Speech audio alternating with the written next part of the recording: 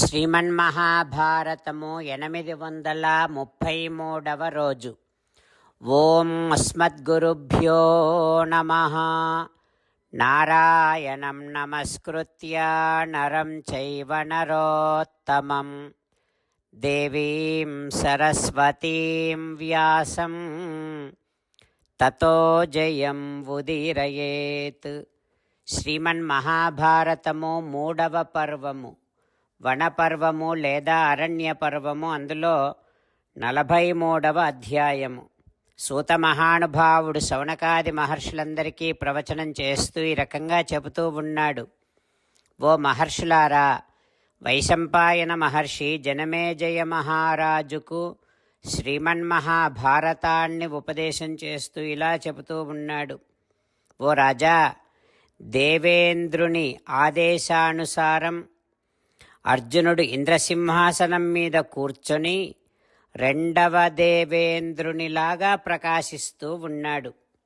ఇక ఆ తర్వాత తతః ప్రేమ్ణా వృత్రశత్రు అర్జునస్య శుభం ముఖం పస్పర్శ పుణ్యగంధేన కరేణ పరిసాంత్వయన్.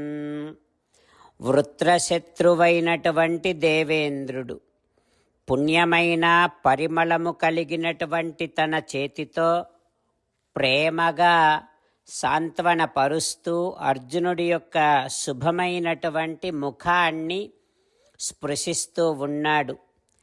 వింటి నారి బాణాల రాపిడి చేత కఠినముగా ఉన్నటువంటి బంగారు స్తంభములులాగా ఉన్నటువంటి దీర్ఘమైనటువంటి అందమైనటువంటి అర్జునుడి భుజాలను దేవేంద్రుడు మెల్లగా తన చేతితో రాస్తూ ఉన్నాడు.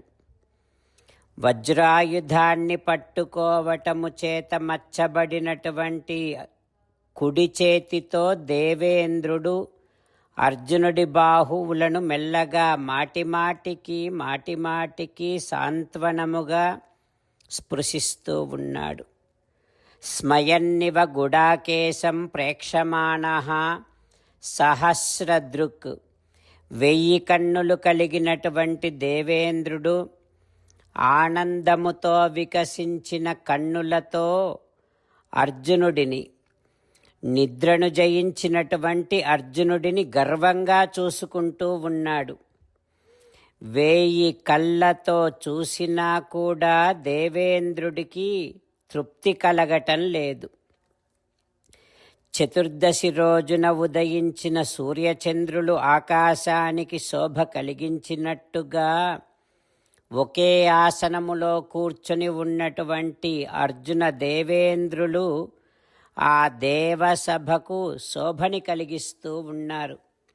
ఆ సమయంలో సామగానములో కుశలులైనటువంటి తుంబురుడు ఇత్యాది గంధర్వ శ్రేష్ఠులు అత్యంత మధుర స్వరముతో సామగానము చేస్తూ ఉన్నారు.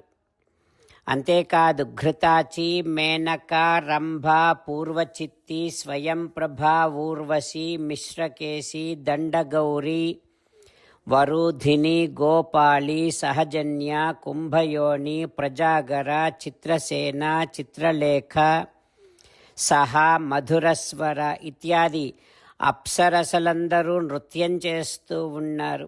ఆ తర్వాత దేవేంద్రుడి అభిప్రాయాన్ని తెలుసుకున్నటువంటి దేవగంధర్వులందరూ అర్జునుడి దగ్గరకు వచ్చి అర్ఘ్యమిచ్చి అర్జునుడిని యథోచితంగా పూజించారు.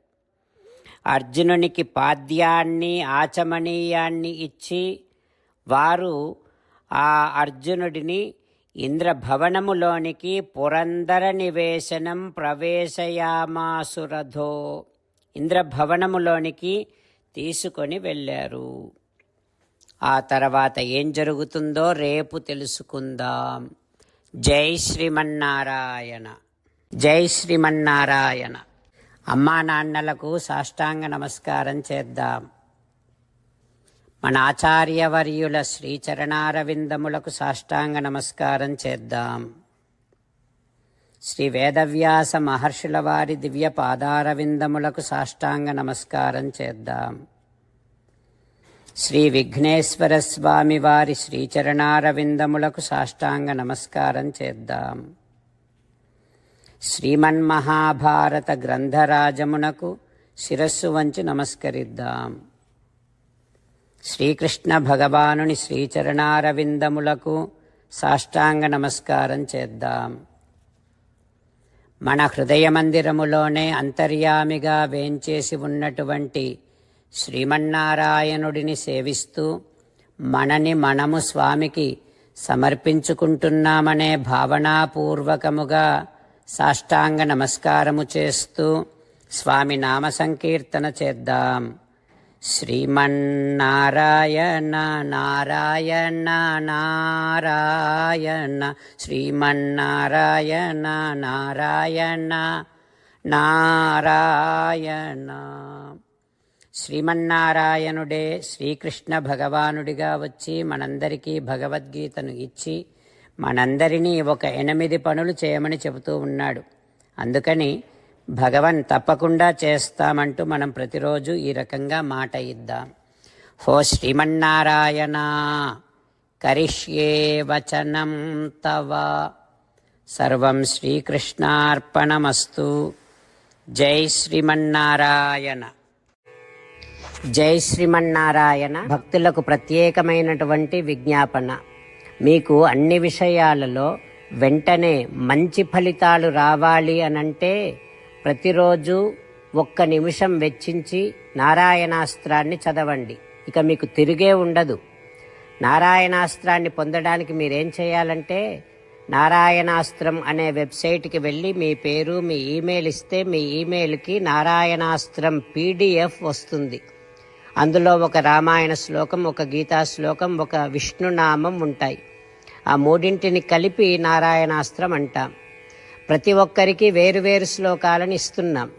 ఆ రకంగా ఎవరి శ్లోకాన్ని వారు ప్రతిరోజు తప్పనిసరిగా చదవటం వలన ప్రతిరోజు ప్రతి 24,000 భక్తులతో ఒకసారి సంపూర్ణ రామాయణ పారాయణ, 33 సార్లు శ్రీమద్ భగవద్గీత పారాయణ, 24 సార్లు శ్రీ విష్ణు సహస్రనామ స్తోత్ర పారాయణ జరుగుతుంది.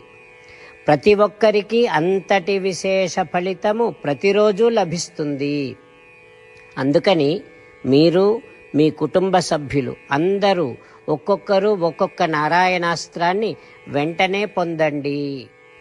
జై శ్రీమన్నారాయణ. శ్రీమద్ భగవద్గీత సారాంశముగా 18వ అధ్యాయములో 65 నుంచి 69 శ్లోకముల ద్వారా శ్రీకృష్ణ భగవానుడు మనందరినీ ఒక 8 పనులు చేయమని చెబుతూ పరమాత్మ ఈ రకంగా అంటూ ఉన్నాడు.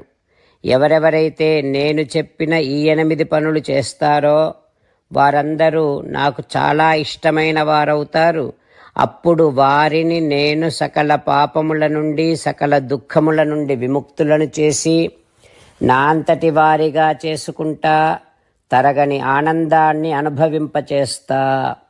నిజమే చెబుతున్నా, ప్రమాణము చేసి చెబుతున్నా అంటూ సాక్షాత్తుగా దేవదేవుడైన శ్రీమన్నారాయణుడైన శ్రీకృష్ణ భగవానుడే మనను ఈ 8 పనులు చేయమని చెబుతూ ఉన్నాడు కనుక హో శ్రీమన్నారాయణ కరిష్యే వచనం తవ తప్పకుండా చేస్తా, నువ్వు చెప్పినట్టే చేస్తా అంటూ మనం ప్రతిరోజు దేవదేవుడైన శ్రీమన్నారాయణుడికి ఈ రకంగా మాట ఇద్దాం.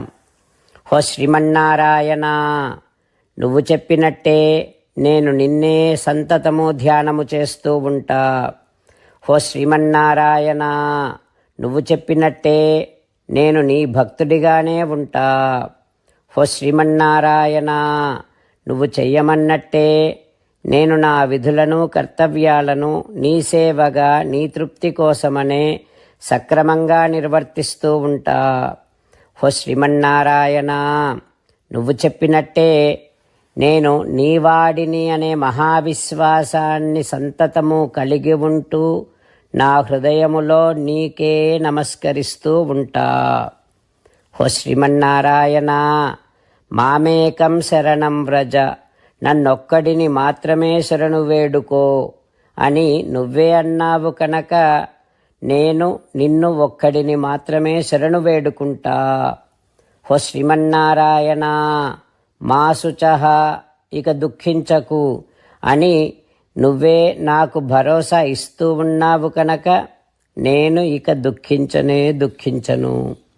ఓ శ్రీమన్నారాయణ, నువ్వు చెప్పినట్టే నువ్వు నా కోసమని చెప్పిన శ్రీమద్భగవద్గీతను ఎప్పుడో ఒక్కసారి కాకుండా ప్రతిరోజు కనీసం ఒక్క శ్లోకాన్నైనా అనుసంధానము చేస్తూ గీతోపదేశాన్ని జ్ఞాపకం చేసుకుంటూ ఉంటా. ఓ శ్రీమన్నారాయణ, నువ్వు చెప్పినట్టే నువ్వందరి కోసమని చెప్పిన శ్రీమద్భగవద్గీతను తెలియని భక్తులందరికీ తెలియచేసే నా వంతు ప్రయత్నాన్ని నిరంతరము కొనసాగిస్తూనే ఉంటా. ఓ శ్రీమన్నారాయణ, నేను నువ్వు చెప్పినట్టే చేస్తా, నీకు నచ్చినట్టే ప్రవర్తిస్తా, నీకోసమే పని చేస్తూ ఉంటా. కరిష్యే వచనం తవ. సర్వం శ్రీకృష్ణార్పణమస్తు. జై శ్రీమన్నారాయణ.